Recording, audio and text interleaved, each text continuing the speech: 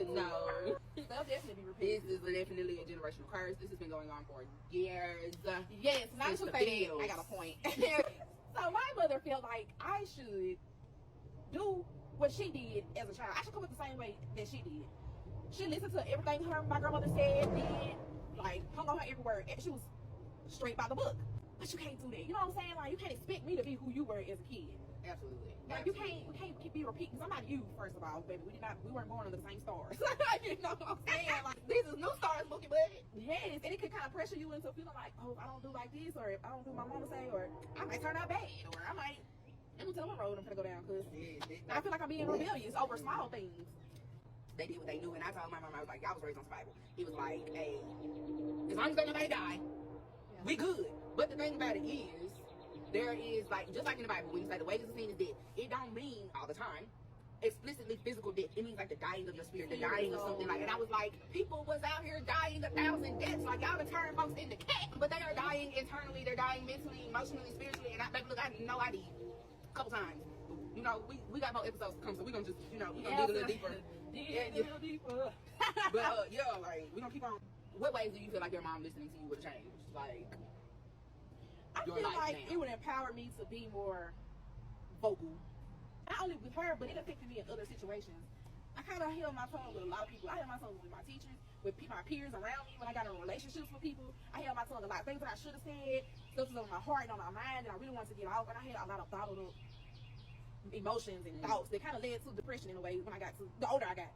And so I feel like if I could have talked to her a little bit more, she could have gave me a little insight on some things. I felt like that was a safe place to go and talk to her about. Then I might have, you know, I would express myself a little bit differently growing up. I feel the same way. Like, absolutely. Like, I don't feel like I would have been suicidal. But just like I said, I was the youngest before. So I think by the time I came along, she kind of felt like she heard all the excuses, she heard all of this and that. Like, but and that's another like thing. You said, every child is different. Like, and I said that before. Like, just because if I can't tell you that didn't hurt you. Like, you can handle. I may not be able to handle the same capacity. What they can handle, I may not have been able to handle the same capacity. So it's like. And then mothers will see this and be like, well, you know, you can come talk to me. You can, you know, you can tell me. Girl. No, what are you going to say? What are you going to say to your child after they tell you what they're about to tell you? Whether it be good or bad, they told you to just bear the body in your backyard. What are you going to do? Yeah, okay. We're going to touch us in a minute. Like, we ain't just out here to bash our moms. Absolutely not. We put a safety net around our moms, and we love them so much. But sometimes we have to break generational curses and, you know, kind of bring to the forefront of the things that we do sometimes ourselves and things that we've been through with our own parents, so that we don't keep repeating that in our children, and we kind of break that chain. Because sometimes we have to heal on our own. Like, your mama may never come and tell you she's sorry. My mama never. We have talked about, like, we have had conversations and she was just like, okay, and I'm like, see, because even when I told her about my miscarriage, we talked about that afterwards, and she was like, I would have dealt with you so much differently with other things. And I was like, no, you wouldn't. And I told her that. I was like, Mom, like, be for real. We're going to be anything. We're going to be for real. You would not have, I was 17. I hadn't finished high school. You didn't like my nigga. Yeah. You was not going to just be like, oh, baby, come here. You was finna put the baby back in me and beat it back out. You was not like, for real. This was not going to go the same way that it is gone now. I was 17 and I'm going to be 29. Like, that was not, you weren't. Then I told her, you would have, I said, the way you would have reacted, like, as much as you probably wanted to with certain stuff, you probably would have reacted differently, but in that moment, you would have created more trauma for me to have to heal. Then do the hill. Then do the hill. Gasoline drives, baby, she'd have put them on me. Okay, like. Because at the end of the day, we gotta understand, kids will be kids. At every stage of life, we gonna be who we are, and we just have to understand. I'm not that boy on Facebook. Be who you are. We're gonna be who we are, and we have to understand our children, you know, and just be with them as a person that they are. That's really it. I'll tell you, because me and my baby, we be that's the next question actually. Like, do you listen to your children? But sometimes I go la la la la la la because I be sick of it. Like, but I definitely try. Because I understand it, and I wake up every day like consciously trying to do better than what I had. Like, again, I know my mom only worked with what she had, but I have this knowledge, so I need to work with the knowledge that I have and try to do better for him. Like, sometimes we be crashing out in the morning, and then I gotta kind of be like, okay, sis, like. And I'm like, you know, what do you need? As best as you can tell me, what do you need from me? What will help you with these big emotions? Like, I know you can't fully tell me, like, I'm angry or I'm upset or this or that. Like, you may not be eloquent enough to tell me, like, this is absolutely exactly what's happening to me right now. Right. But if you can give me something to work with, like, instead of whining, because I tell him all the time, like, let whining not be your first go-to. Like, let's build on these blocks and figure out where these emotions come from. Because you got emotions and I got emotions, and I ain't never been nobody's mama and you ain't never been nobody's son. Like, you've been here for 2 years, we don't know each other. And I don't want you like I don't want to have to get gangster. That's another thing we think about, because so, like you just said, we don't know them. Like, who would have thought? Like, just because I wake up with you every day and I birthed you, Like, I really don't know. Like, they grow every day. They change. Before we knew them, God knew them. Like, we don't know who God put on this earth. Like, and I be asking God, like, help me to be the mother that you saw in me when you allowed this man to plant this seed. It's just because, like, baby, because people continue to grow and change till they die. Like, we ourselves we have to relearn ourselves sometimes. At least we should not. Like, you got some people out there who are weird and they like to sit where they at. They're gonna be that old little tree stump just rotting.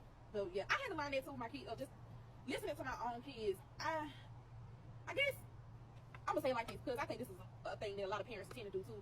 It's kind of thing that your kids don't know her for nothing. You know what I'm saying? Like, that's a lie. Kids, that's a lie. Especially today's kids. I don't know about these kids back then. But today's kids are smart. My little girl is a 5-year-old and a 3-year-old.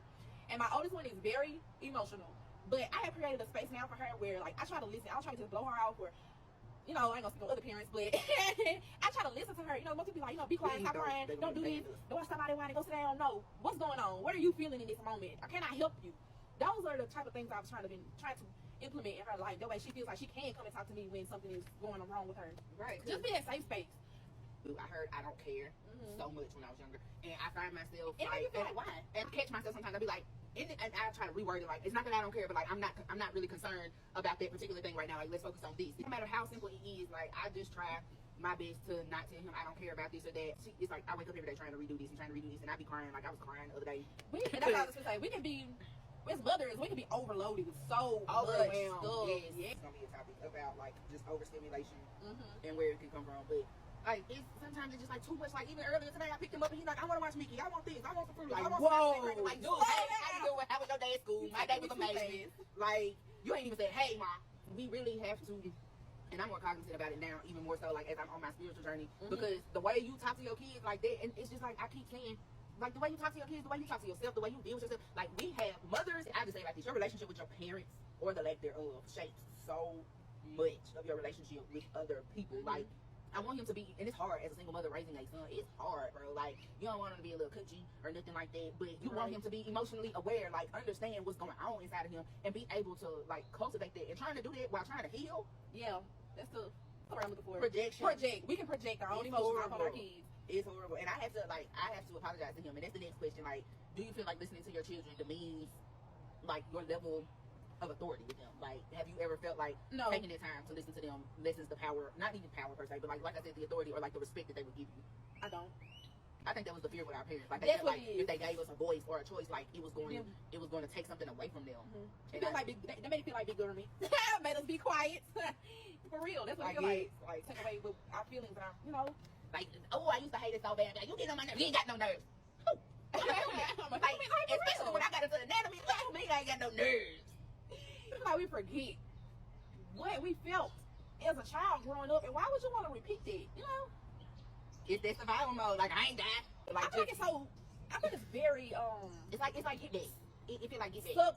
Subconsciously doing it. You know what I'm saying? Like, they don't really know. It's all a part of their nature, and they don't even know that they're really doing it. And that is the core of what I am doing Mother Lovers for, because I feel like it definitely is going to help some people love their mother better. It's going to help some mothers love better. Like, I want this to be a place of like solace, a place of healing, a place of repair, like just growth and great. If I would have tried to do this last year, I would have been out here grab your torch, your pitchforks, ready to go. Like, I really feel like, I'm not gonna say I fully understand her, but if I could just, like, if y'all could be a fly on the wall in the room, some of these conversations me and my mama had, like, one person watch this and take it, and they go have a conversation with their mama, like, I done did my job, like, but we're gonna have your back, Cecilia. You know, if you got anything you want to say before we just fully wrap this up. I'm just happy to be here. I just feel like this is such a good cause. You make me feel like I'm so important. Like, I'm just glad that God gave her the mindset to do this, the mindset and the heart to do this, because this can be really hard. You know, I want to see this girl. I want to see y'all keep tuning in to Mother Lover. Like, whether you love your mama or you don't, whether you're trying to be a better parent, like we. Y'all see this? Y'all put in some thoughts in the comments. Let us know, what we can add to this. This her show. This ain't even my show. What she can add to the show when we talk about topics, Girl, you want to be a recurring co-host. It's okay.